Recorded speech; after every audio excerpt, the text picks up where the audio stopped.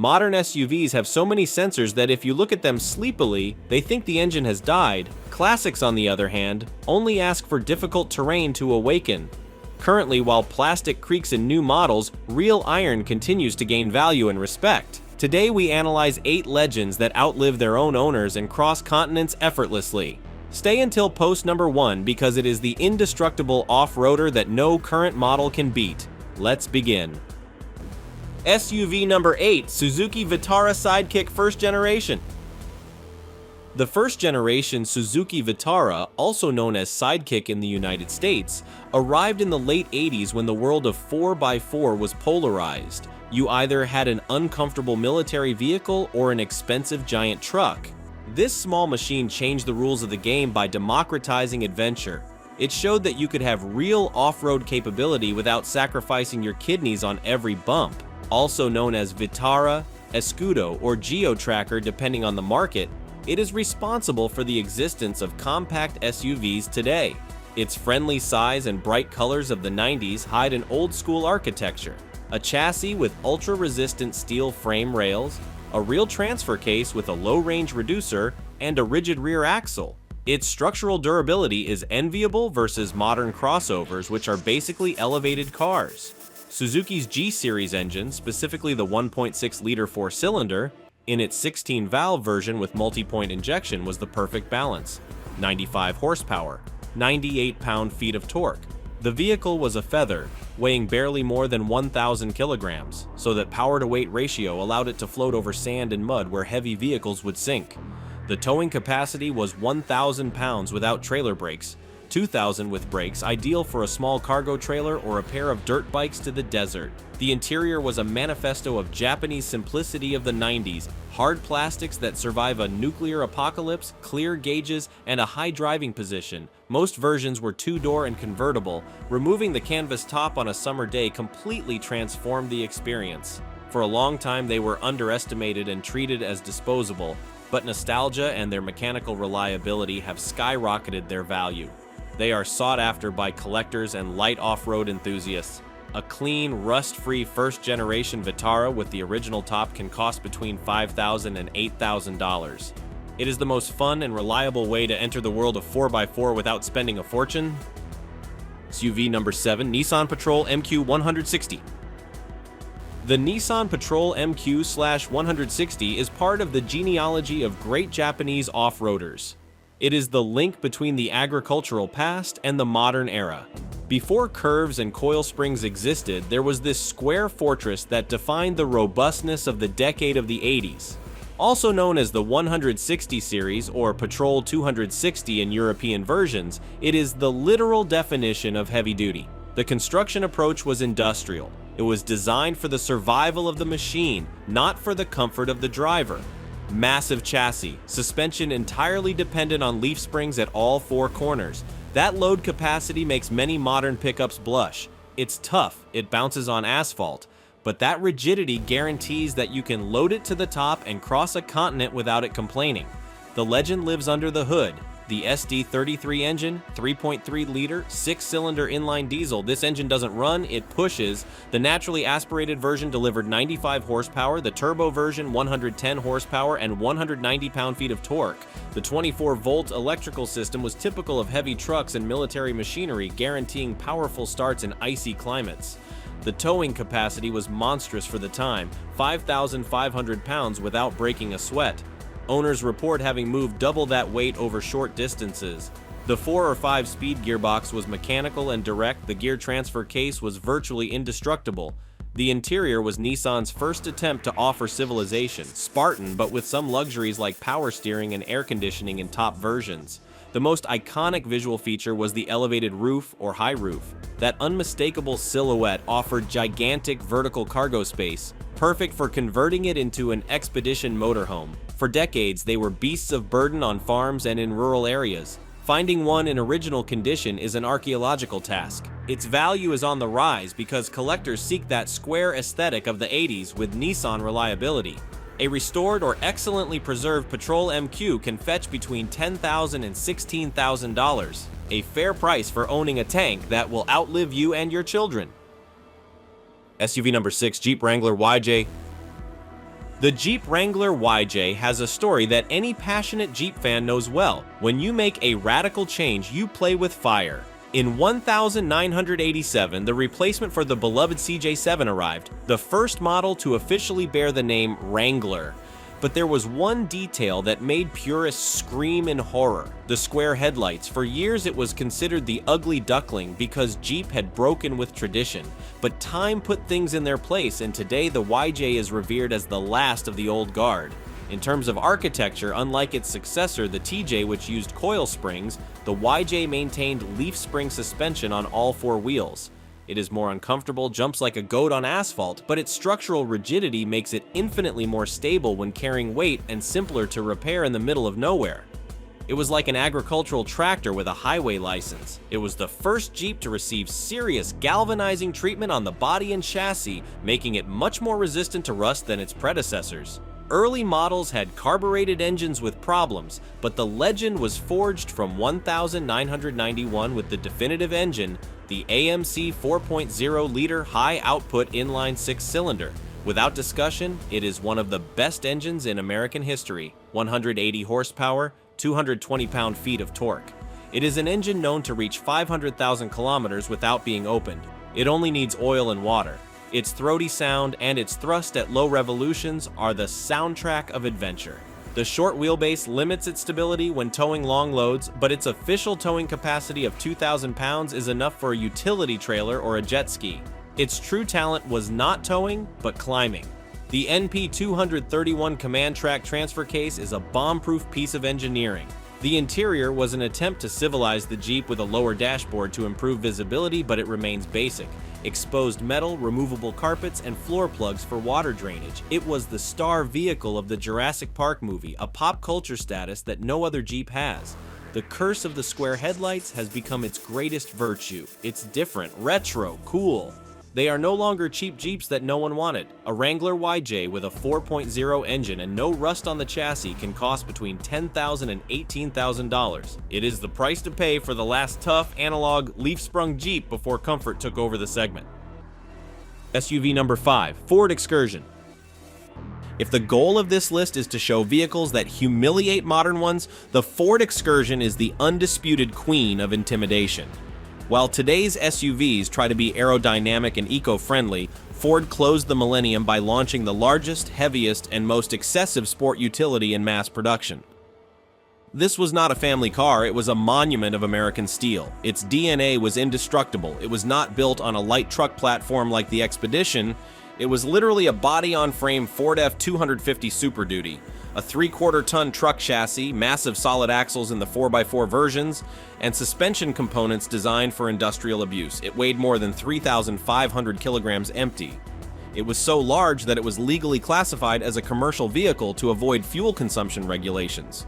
Under that hood, the size of a ping-pong table, it was offered with a very powerful gasoline V10. But the holy grail that everyone seeks is the legendary 7.3-liter Power-Stroke Turbo Diesel 5.8 engine, a revered block capable of reaching 1 million kilometers without major repairs.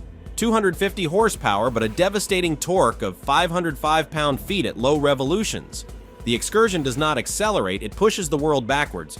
The towing capacity was 11,000 pounds, making it the definitive long-distance hauler.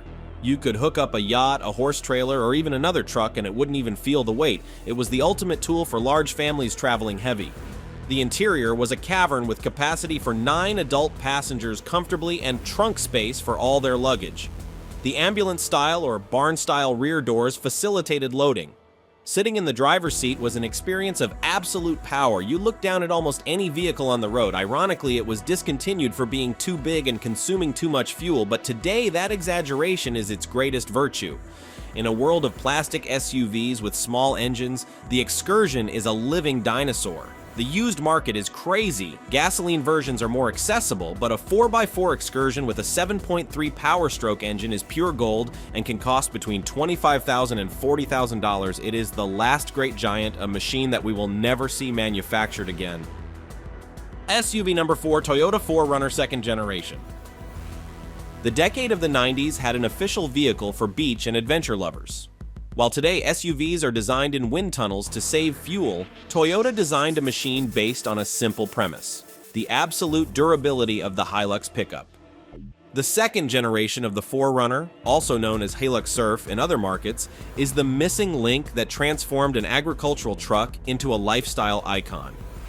It humiliates modern ones not by its speed, but by its architecture.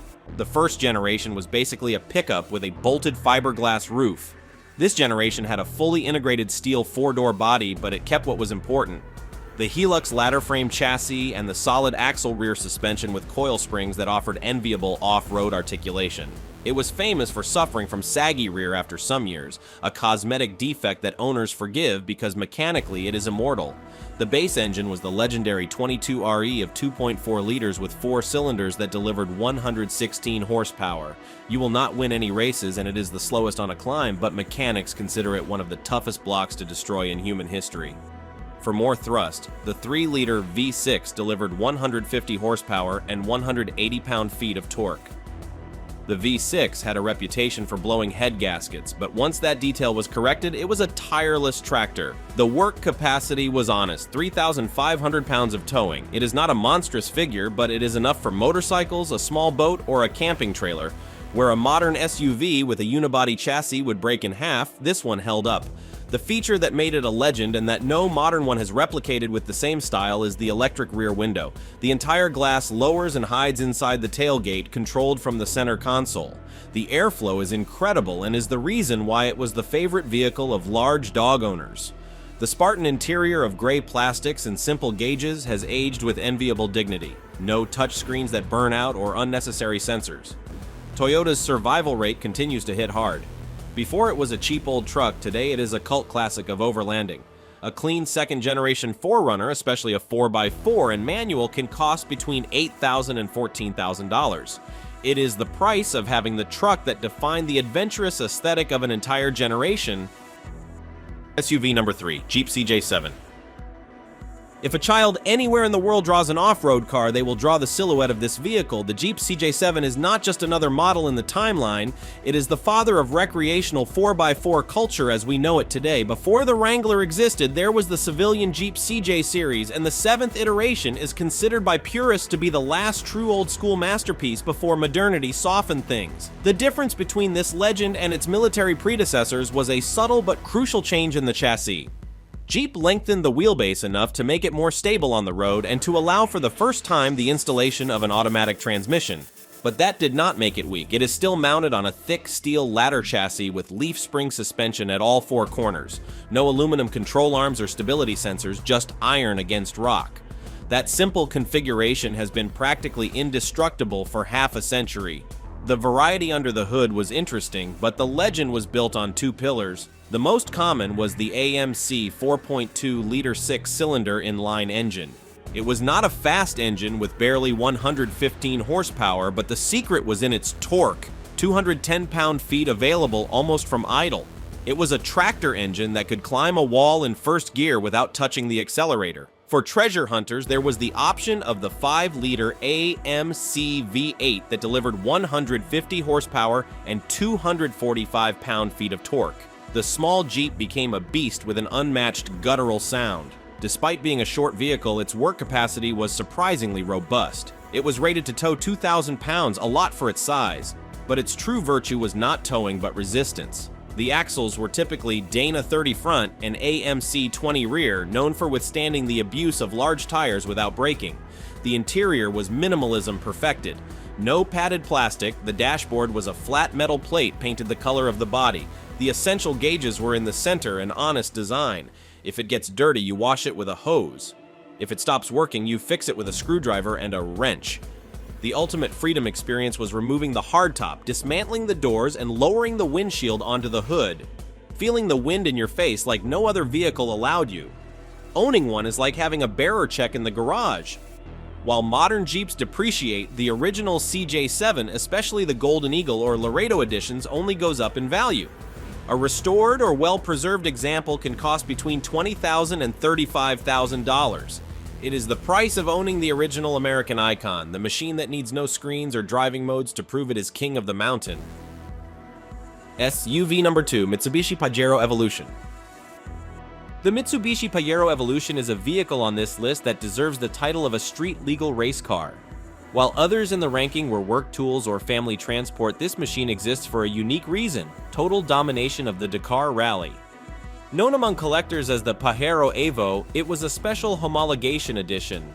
Mitsubishi needed to manufacture 2,500 units for the street to be able to compete in the T2 class of the world's most difficult rally. The result was the most aggressive and capable SUV of the 90s. At first glance, you know it is not a normal Montero. It looks like it went to the gym and took steroids. Widened body kit, functional air intakes on the hood, and the iconic double-eared Batman-style rear spoiler. Nothing was cosmetic. Everything was designed for aerodynamics and cooling in the desert at 160 kilometers per hour. What humiliates modern ones is its suspension. It was the first vehicle to debut a multi-link independent off-road suspension system. Modern SUVs use independent suspension to be smooth in the city. The Pajero Evo used it to land 2-meter jumps in the dunes without braking. It was race engineering you could drive to the supermarket. The heart of the beast was exclusive and does not share with any common truck.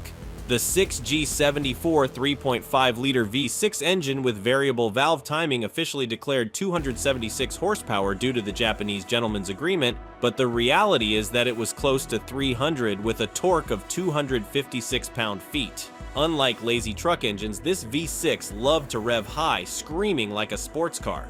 The race vehicle was still practical. It maintained Mitsubishi's Super Select 4WD traction that allowed you to switch from rear-wheel drive to 4x4 on the move and lock the differentials to climb the impossible. It was not designed to tow heavy loads. Its purpose was speed in difficult terrain. The chassis was reinforced and much stiffer than any standard version. The interior was special, original factory Recaro seats designed to keep you in place while flying through the desert. Sport steering wheel, dashboard with faux carbon fiber finishes, the height of 90s sport luxury. For years, it was a secret kept in Japan, but now that they are legal to import into the United States, the secret was revealed and prices exploded. It is possibly the most collectible Japanese SUV in history. Getting a Pajero Evolution today is a trophy hunt. Prices for units in good condition do not go below $40,000 to $60,000. It is the price of having the Godzilla of trucks in your garage, a machine that was born a champion and will die a legend. SUV number 1, Toyota Land Cruiser Series 40 FJ40. And we reach the summit of mechanical engineering. This vehicle not only defines what it means to be indestructible, but it is also the reason why Toyota has the reputation it has today. If civilization collapsed tomorrow and all roads disappeared, this is the car that would keep rolling among the ruins. The immortal Toyota Land Cruiser 40 series, known worldwide as the FJ40. In our lands, it has a much more appropriate name, the Macho. This is not a vehicle designed on a computer, it was forged in steel. Its silhouette is unmistakable, round headlights stuck to the grille, a flat windshield, separate fenders, and that white roof that became a global icon. What humbles any modern 4x4 is not its technology, but the absence of it. No creaking plastics, no programmed deformation zones, no sensors going crazy, just metal bolted to more metal. The bodywork is so robust that in many cases it has outlived its own owners. The heart of the legend are engines that mechanics call agricultural blocks. In the gasoline versions, the star is the 2F engine of 4.2 liters and 6 inline cylinders. A mass of cast iron that generates 135 horsepower and 210 pound-feet of torque. It is not fast, and driving it on the highway is a test of patience, but it was designed to run on poor quality gasoline, old oil, and the worst weather conditions without ever stopping. Diesel lovers had the equally legendary B and 3B series engines, capable of accumulating hundreds of thousands of kilometers with only oil changes. Driving a 40 series is a physical and visceral experience. You don't drive it with your fingertips, you have to fight with the mechanical steering, feel every gear of the 3 or 4 speed gearbox, and use your legs forcefully to brake. Its work capacity is mythical, officially 3,000 pounds of towing, but in the reality of the fields of Latin America and Africa, these machines have dragged stuck trucks, moved heavy machinery, and carried 3 times their weight in sacks of coffee or cattle. The leaf spring suspension is hard as stone because it was designed for cargo, not for comfort. The interior is absolute minimalism, a painted steel sheet dashboard the color of the body, a speedometer, and 3 small gauges with no center console. The heating system is a visible box under the dashboard.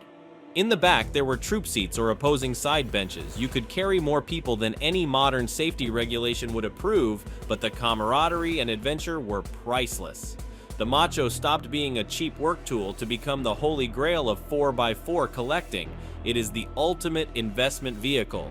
Concours level restored units, especially from the final years from 79 to 84 that had disc brakes and power steering, reached stratospheric prices.